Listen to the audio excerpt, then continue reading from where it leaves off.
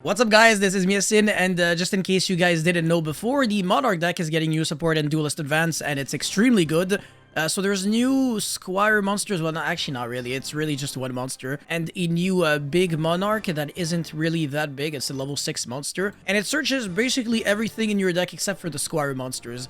So yeah, these are the ones that easily summon themselves and also recur back some resources from your grave or banished, and then obviously the Monarchs, they're the ones that you have to tribute summon. But this one is kind of like an exception. It's kind of like Karaz, where it gets its effect off even when it's special summoned, and it doesn't miss timing, unlike Karaz. So if you summon it off of Idea, then you can also use this effect to search for any Monarch spell or trap, or a Monarch monster basically from your deck or hand. But it has to have the big Monarch stat, so it can't be like a baby Monarch, so it can't be Majesty's Fiend, for example. I really hope that you at least understand a little bit of the premise of the deck, otherwise you're going to be extremely confused. Anyways, before we go any further, friendly reminder of course to smash the like and subscribe button, but also most importantly, I do have a quick little shout out to give. So I have been reached out by a fellow YouTuber by the name of Deathwish. I wanted to help his channel grow, so of course I'm shouting him out on this video, and recommending you guys to check out his most recent video, which is top 10 most hilarious card artworks in Yu-Gi-Oh!, which is the kind of thing that I usually cover in my shorts. So of course, if you like my content, there is a pretty good chance you will enjoy his as well. So the link to his channel and this new video will be at the top of the description box below. And with that being said, let's get right into it. Okay, so for combo number 1, I have Tessera the Prime Squire as well as Eidos the Underworld Monarch, so the 2 new cards from Duelist Advance. And I will be going normal summon Tessera, which is not really good because usually you want to special summon it by revealing a Monarch spell or trap in your hand.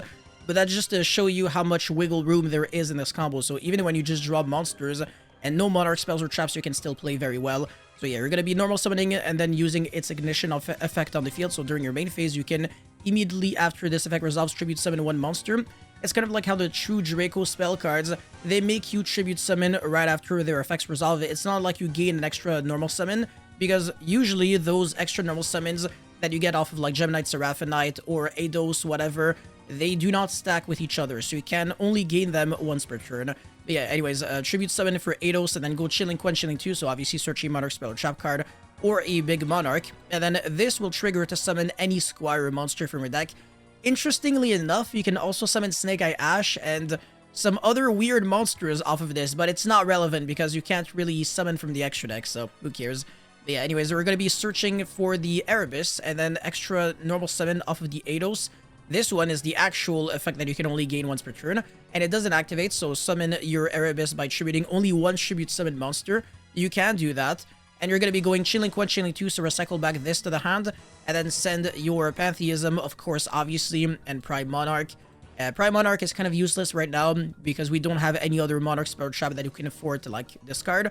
But we could have went for, like, Tenacity, and then Tenacity, reveal this, and then Surge Domain of the Monarchs.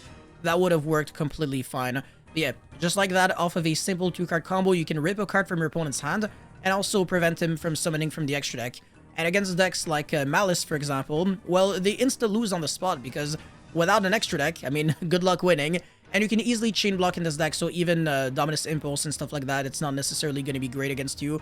And a lot of their hand traps might just be completely useless against you, so interestingly enough, all you have to do in order to beat Malice is to win the dice roll, and you're kind of good to go. Okay, so for combo number 2, I have a much better hand. I have Tessera the Prime Squire, Domain of the Monarchs, Domain of the True Monarchs, that's the actual name? I didn't even know. Anyways, Erebus and any card in the hand, because we do need to use it as a discard. So yeah, reveal Tessera and then activate Domain and then extra normal summon. Or actually, no, that is not true at all. Effect to reveal the Erebus so that it becomes level 6, and then effect of Tessera to then like immediately tribute summon. So yeah, summon the Erebus, Chilling Quench, Chilling 2, effect of the Tessera to summon the Idea, and then send the Pantheism and the Prime. Of course, obviously always going to be sending the 2 cards that have a graveyard effect first. And then Idea is going to be summoning the Eidos, and of course Erebus rips a card from the opponent's hand. And then Eidos is going to be giving you an extra normal summon on the summon. Extra tribute summon, I suppose. It's not really an extra normal summon. But yeah, Pantheism is going to be searching Rebellion of the Monarchs, which is another one of the new cards, and it's a really good one. So you discard a card for cost and then reveal 3 monsters with either 800 or 2400 or more attack and 1000 defense. Well, 800 or 20, there you go, whatever. Your opponent chooses 1 for you to add, and then the rest, they go to the graveyard. So it's basically kind of like Pantheism, because if you want to get, like, 1 specific card, you always have to reveal, like, 3 copies of it. So that's kind of unfortunate. There's no, like, It's not like the purely whatever where you can randomly get lucky because it's like your opponent randomly chooses. This one, like your opponent always gives you like the worst card that you want. So it's not like you can get access to like the graveyard effect of the squires and get a monarch in your hand at the same time. And also you're locked on your like from the extra deck for the start of the turn after you use it. And you can banish it in the grave to summon a squire monster from your hand, which is like whatever. Anyways, you're going to be searching for Aether by discarding, well, by sending 2 Aethers from the deck to the grave. So, I mean, you're revealing 3 Aethers. So you're foolishing 2, you're searching 1. Tribute summon the Aether, summon the Eidos off of it, and also send Scheme of the Monarchs and Monarchs Erupt. Scheme is actually and kind of like an interruption in the graveyard because you can banish it off of Prime Monarch and then trigger Scheme in order to target 1 monster upon controls and then add a monster that has 2400 and 1000 defense from your deck to your hand with the same attribute as the targeted monster. And then if you have like one of the original monarchs in your hand, you can immediately tribute summon it. So if you're targeting a dark monster, then you can search for Caius, and then Caius can banish a card because Caius is usually the best one, and also dark is the best attribute in Yu-Gi-Oh! Anyways, now the Eidos is going to be searching for another Erebus, and then you're going to be going graveyard effect of the Eidos to revive back the idea, and also Prime Monarch revive itself back, and then tribute summon for the Erebus by using not only the idea as well as the Prime Monarch. It is really important to keep the Prime Monarch always in the graveyard at all times, so that we can use its graveyard effect by banishing the Scheme of the Monarchs in order to get that extra disruption, because this end board is going to be super layered. We're going to have disruptions with the Domain, with the Monarchs Erupt, as well as the Prime Monarch that can extra tribute summon on the opponent's turn because of the graveyard effect of Scheme. And also, Erebus is going to rip yet another card, and we're going to be foolishing even more cards. We're going to have like a Pantheism right away, and we're obviously like, we have a skill drain, so it's really hard for us to lose. Like, this deck doesn't lose to Droplet, it doesn't lose to Dark Ruler, it doesn't lose to like anything that affects the monsters on the field.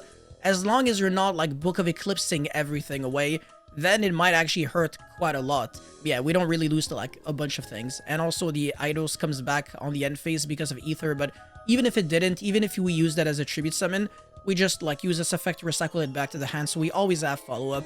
So that's not really a problem for you whatsoever. So I like this a lot. By the way, even Erebus has a really cool graveyard effect, where when it's in the grave, you can discard a Monarch spell or trap, and then recycle back one of your Monarchs from your graveyard to your hand, including itself. Even though it's a graveyard effect for a monster, it's actually a quick effect, which to me makes no sense, because usually graveyard effect, monster effects, they're not really like quick effects, but Necrogarna, I guess, is one of them. But anyways, let's get into combo number 3 now. Okay, so this is going to be full combo for me. I'm going to be popping off like there's no tomorrow. My hand has Tessera, double Domain, Pantheism, as well as Aether. So I'm going to be going Pantheism, draw 2, that's going to be Aether and Erebus, which is great, because now we are absolutely not complaining whatsoever when we have way too many Monarch monsters, as long as we have like one Squire monster that is a good one.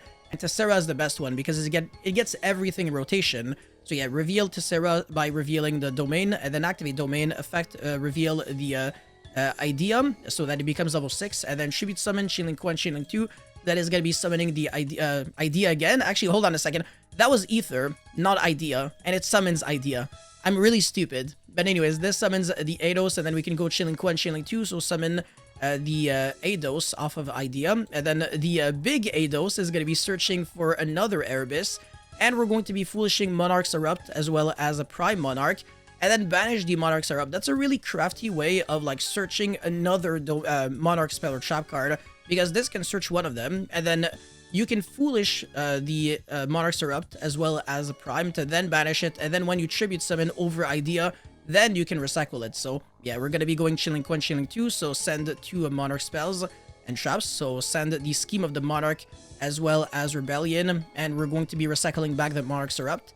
And then we're going to be going Pantheism to search Monarch Stormforth from our deck to our hand. That's going to be a free disruption.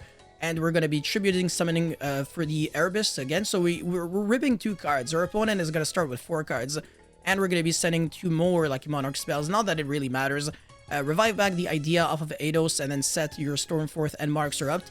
So that's a really big board. Your opponent can't tribute summon, but obviously if this is a Monarch mirror match, then your opponent can still kind of play it out. But we're not going to give him that opportunity. So yeah, on the opponent's turn, obviously we have like a skill drain, and we have the ability to like tribute summon using our opponent's monster thanks to Monarch Stormforth. And we of course also have the Caius tribute summon on the opponent's turn, which is actually kind of nasty. So yeah, that's quite a lot of disruptions. Look at that. One of them is Caius to banish something, and then we have Monarch Stormforth, and then the ability to go for Ether, and then Tribute Summoning another monster, and then this could theoretically summon a monster from deck, which could be like Eidos, the Underworld Monarch, like this one, but it wouldn't do anything because there's Monarchs Erupt, so it would get negated. But yeah, we have 5 Tribute Summon monsters on the field. That is absolutely disgusting. And like I said, pretty layered. There's like effects in the graveyard. There's effects like in your spell and trap zone, on your field zone, effects in your hand, on the field. It's just such a cool deck, honestly. I really do. Even though it doesn't play with an extra deck, I think it's very technical and it's just like very resourceful. So yeah, it's definitely a deck that I can see myself enjoying in the future. For sure, I think it's also like a huge step up from what it used to be back in like 2016 and stuff. But anyways, let's get into the deck profile now. Okay, so for the deck profile, this is actually going to be a super short one because there's no extra deck. Obviously, this is the one deck that just rocks no extra deck better than everyone else because you get rewarded for it thanks to Monarchs Erupt. This card only does something if you have no extra deck, of course. So yeah, we're playing 3 Erebus, 3 Ether, 3 Eidos. So these are the best level, well, the best big Monarch monsters that you can play. There is also Majesty's Fiend that has the Monarch stats that is theoretically searchable off of maybe... Hold on a second. Actually, I'm not even playing Return of the Monarchs, so this might actually be a little hard to search, but I mean, it's still technically searchable off of Rebellion, and yeah, that's pretty much it. Yeah, okay, so yeah, maybe you don't even have to like main deck Majesty's Fiend this... Or you can like side 3 copies of Vanity's Fiend so that when you know for a fact you're going first, you just play Vanity's Fiend instead. Maybe it is better than Majesty's Fiend. I'm not 100% sure. But yeah, these 9 Monarchs are just, to me, they are a must. You have to play 9. And you also really want to see, like, at the very least 1 or 2 of them in your opening hand. And you also really, really want to see Tessera in your opening hand. That card is actually nasty. And then 2 Eidos, 2 Idea. These, they're not great on their own. They're better to get in rotation from Tessera because this one, like I said, it gets your Idea, which gets the Eidos anyways. So if I had to like do a hierarchy, it would be Tessera is the best one, and then Idea is the second best, and Eidos is the third best in terms of resources that it generates. But sometimes Idea, it eats hand traps way harder than like anything else. And Tessera, I think it's very good through hand traps because it has an in-hand effect. So, and also even when it dies, it summons like a Squire monster anyway, so it doesn't really matter too much. Anyways, for these spell cards, 3 Rebellion, which searches either a Monarch or a Squire monster. So pretty much like the missing resource that you need. So it's a great card, for sure a must-have 3 in your deck. 3 Scheme of the Monarchs. It foolishes a Monarch spell trap from your deck to the grave. So it can send your Prime, which can be, like it can kind of be like a substitute for a Squire. Because then you have a fodder for Tribute Summoning, and also the Graveyard effect is really, really, really good. Technically, this could search Majesty's Fiend if you're going second, and then you can target an opponent's light monster, but whatever, it's not gonna come up like too often, but it definitely could. 3 Pantheism, obviously I'm not gonna bother explaining why you're playing 3 kind of like Pot of Greed. This card is actually really stupid. Really, really broken. It's a trade-in that isn't once per turn, but the Graveyard effect is once per turn, and the Graveyard effect is pretty much Rebellion of the Monarchs, but for Monarch spells and traps, and it doesn't discard for cost. So, I mean, yeah, this just doesn't discard at all. I mean, the Graveyard effect. So, if you're really good, one of the best cards in the deck for sure. And the artwork is absolutely majestic. It is one of the best looking cards pretty much in the game, honestly. Even like Monarchs aside, like this card just looks really freaking badass. Anyways, 3 Domain. This card is also very good, but you don't need Terraforming, I think. It's just that a lot of the Monarch cards, the reason why they're 3-ofs is because if you want to search them very conveniently, you want to be able to reveal 3 of them off of Pantheism so that you can guarantee them to your hand. But anyways, 3 Monarch Stormforth, 3 Thrust, which could also be just a combination of like 2 Thrust with more copies of the Thrust targets. I think Spellcard Soul Exchange is a great card in this deck because you can easily tribute summon your big monsters using your opponent's monsters.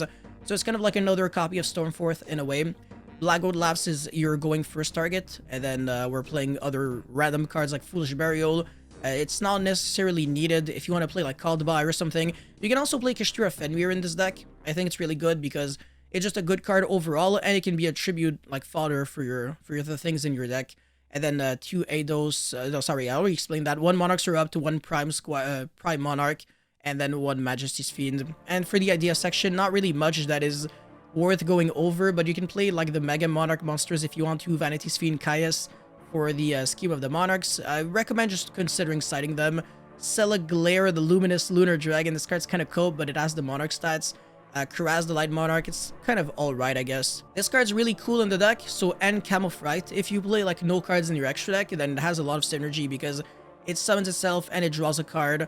So it's kind of like an upstart goblin that also gives you like a body to tribute summon for your Monarch monsters. So it's like fantastic indirect support. The other like Squire monsters or vassals, whatever. Magician Souls with Dark Magician of Destruction and Ready Fusion could be a nice package if you actually do play an extra deck. You can go Ready Fusion for a level 6 Dark Spellcaster, and then you banish it for Dark Magician of Destruction, and then effect of that, search Magician Souls, and then Magician Souls dump the Eidos, summon itself, and then you can send like your Monarch spells and traps, draw 2 cards, and then tribute summon, and then you can go, okay, Chainlink 1 Erebus, Chainlink 2 Eidos in the graveyard, summon itself back, and then effect to search a Monarch spell or trap, and then you just play a lot from there. So I think this package could be great if you do play an extra deck. And I think my next video on Monarch will be extra deck Monarchs, because there's a lot of ways to play this deck. There's like a combo version, and then there's a stun version. Right now, obviously, this is the stun version, so that's the reason why the combos, they might feel less explosive, even though I think they're still really good. Anyways, Tenacity, you can actually play 3 Tenacity if you want to, or you can play 0. My issue with this card is that it technically does nothing on its own, so it could easily just be a brick in your hand.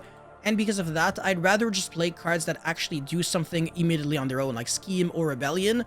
But at the same time, I am playing Triple Tactic Thrust, which technically does nothing on its own, but there's so many hand traps running around that it might actually still be live. And then, yeah, March of the Monarchs, if you want your monsters to be indestructible, this could be good in a board breaker format.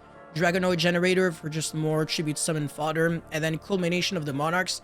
It's a card that on paper looks remarkable, but I just don't think it's a must when the other Monarch spells and traps that you can search are FTK cards anyways. Like Domain and the Monarch's Erupt. If you can get those cards in rotation, you are going to win this game. So it's not really like you need Culmination in order to really beat your opponent. But yeah, that's it for this video, guys. Thank you so much for watching. Don't forget to like and subscribe. And I'll see you guys very, very soon. Peace.